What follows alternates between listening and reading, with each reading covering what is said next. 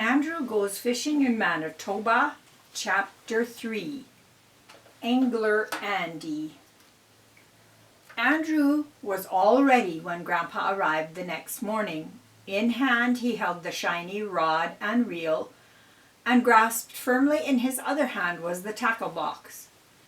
"Your birthday present looks so good on you that I think I'll call you Angler Andy. Now that you have your own fishing tackle, it's time for you to tackle the Assiniboine River," joked Grandpa. On the way, Andrew learned that there were a number of different species of fish that made their homes in the Assiniboine River. The goldeye had been biting well lately. "I think we should try for them first," suggested his grandfather. "Yesterday you said that we need to use natural bait when we're fishing at the Assiniboine River.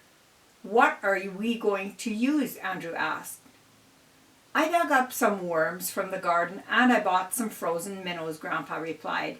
"We'll try the minnows first." They parked the truck and Grandpa put a life jacket on Andrew. "That's for safety in case you slip into the river," he told the boy. They picked up their fishing gear and walked down to the river. "You won't get to use your fancy jigs, plugs, spoons, or spinners today. The water is too muddy for even shiny lures to be seen. We'll be doing something called still fishing. We'll cast out the bait and just let it sit in the water rather than reeling it back in. Fish always lie facing upstream into the current. When the current carries the taste of this frozen minnow or worm downstream, the fish will follow the taste upstream. Once they get close, they'll try to bite the bait." Grandpa took Andrew to his favorite fishing spot. Then they rigged up Andrew's line with a hook, weights, and a float, just like he had on his own fishing rod. The experienced angler talked about each step as he went along. "Do you know what people call grown-ups who teach youngsters how to fish or hunt?" Grandpa asked. Andrew shook his head and waited for the answer. "They're called mentors," Grandpa went on. "When you grow up, maybe you will be one too." Then he showed Andrew how to bait his hook with a minnow. They stood on the bank and Grandpa explained that they didn't need to cast too far. "Just to this spot slightly upstream," he said as he cast out the line. He handed the rod to Andrew. "Now watch the float. The weight keeps the hook underwater and the float keeps it from going too deep. Just so you know, some people call it a bobber instead of a float because it bobs up and down in the water when the fish bite. Sometimes it bobs right under the water. You will need to watch closely. As soon as you see it bobbing, quickly raise your rod tip up to hook the fish. That's called setting the hook. You will know right away if you have the fish hooked by the way it pulls on your line when you start reeling it in." Andrew watched the float carefully as it drifted into the slow part of the current. No fish bit at his minnow. When it came too close to shore, Grandpa told him, "Reel your line in. The water is not as deep there and your hook might catch on something. If that happens, it's called getting a snag." "How deep is the water where my float is floating right now?" the youngster asked. "That's a good question," said his grandfather replied. "It's a little deeper than you are tall. The water might be deep, but the goldeye is a species of fish that feeds near the surface of the water. That's why I see the floats on our lines so that the hook will stay. That's why I set the floats on our lines so that the hook will stay about 30 centimeters below the surface." "What do they like to eat?" his grandson asked. "That's another good question. You are beginning to think like an angler already," Grandpa replied. "They eat worms, minnows, and insects like grasshoppers and crickets. In fact, goldeye eat just about anything the current brings to them." "What is a current?" Andrew asked. "Well, the current is the way water in rivers is always moving, sometimes fast and sometimes slow. Depending on the slope of the land it runs through, water always runs downhill, his grandfather explained. Do you remember back in spring when the snow melted and I showed you and your friends how to make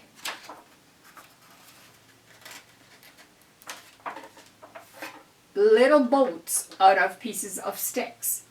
You raced them in the stream of water that ran along the side of the road and disappeared into the storm sewer. It was the current that carried the sticks along, Grandpa continued to explain. The Assiniboine River has a pretty fast current. It has many bends and we are fishing just below one. Look over there by those willow trees. See how the riverbank sticks out a bit? That forces the main current away from the shore and makes the water out there fast and rough. That's why you should try to keep your float just a little closer to shore where the water moves slower, he told Andrew. Well, let's get back to fishing. Those fish are just waiting to be caught. Cast out there, just this side of the fast water, said Grandpa. Oh, that was too far. Quickly reel it into the calmer water and let it float. Andrew liked to make his grandpa happy and always tried his best to do as he was told. But he had an even better reason to listen carefully and follow his grandpa's directions. He wanted to catch some fish, big or small, it didn't really matter to him. He made 2 more casts, but still didn't get a bite.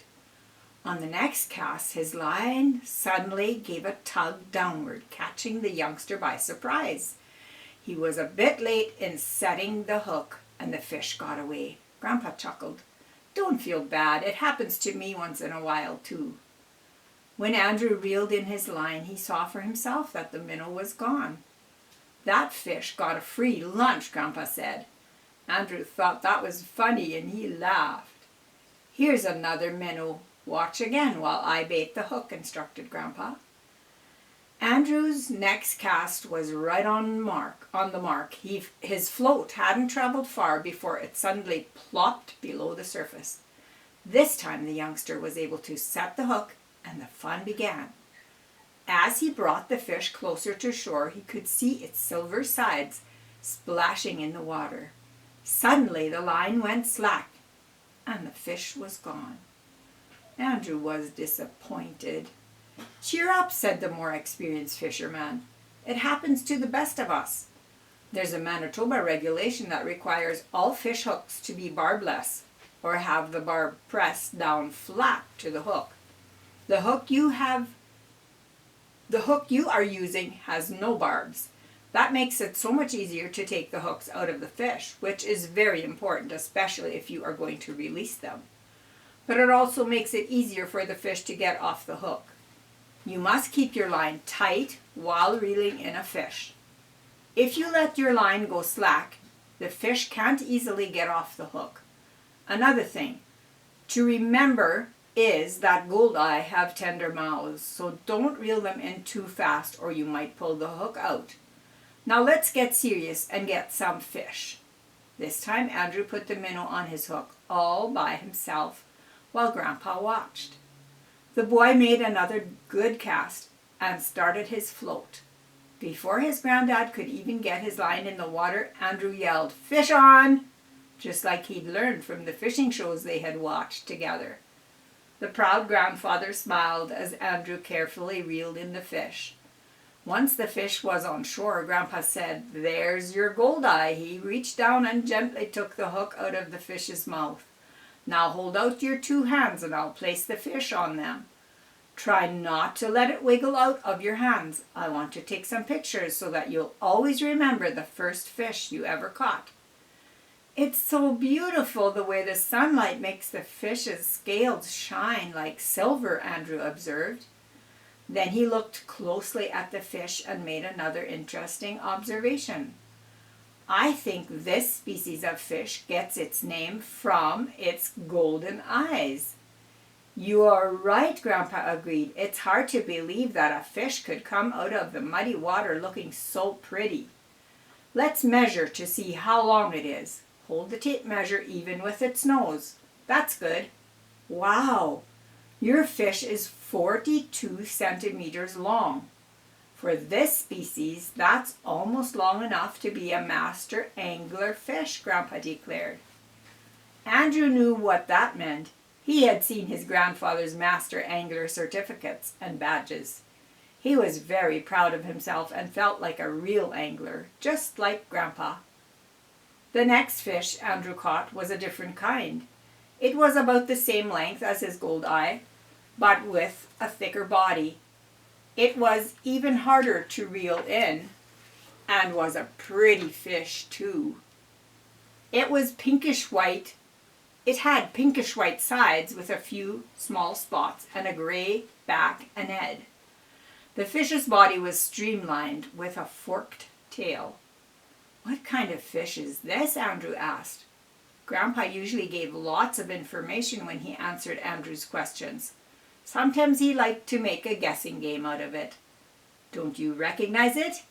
Do you remember when you and your mother came to watch me fish back in the spring, and I caught that big old catfish?" his grandfather asked him. "Well, this is a young channel catfish. You can tell by its whiskers, which are actually called barbels, and the forked tail.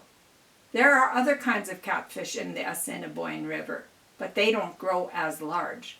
This fish looks a lot different," Andrew observed. "Maybe that's because the catfish you caught wasn't just old, it was also kind of ugly," Andrew said with a grimace. "Yeah, they get that way when they get big," Grandpa agreed. Andrew caught 2 more goldeye. Then Grandpa said, "We'll move the float up to let the bait go deeper in the water. That way we might catch other kinds of fish that feed closer to the bottom." Grandpa was right. It wasn't long before Andrew caught another fish. This one was different. It was a silver gray color. Because of its deep, narrow body, it was powerful enough to make Andrew work hard to reel it in. Grandpa said that some people call this species a silver bass, but it wasn't a bass. It was really called a freshwater drum. Just before it was time to leave for home, Andrew caught one last fish. "Ah, pickerel fillets," whispered Grandpa. Most people would agree that pickerel are the best tasting of all the species of fish that can be caught in Manitoba's lakes and rivers. "This fish is a keeper. It's not so big, but it has to be released and the fillets will be nice size for the pan," he said as he netted it for Andrew. "I'll clean it when we get home and we'll cook it for supper." Grandpa liked to cook, and his pickerel always tasted so good because he would coat the fillets with flour and fry them in butter. Grandpa had Andrew look closely at the fish. See its big eyes? This is where it gets its official name, walleye.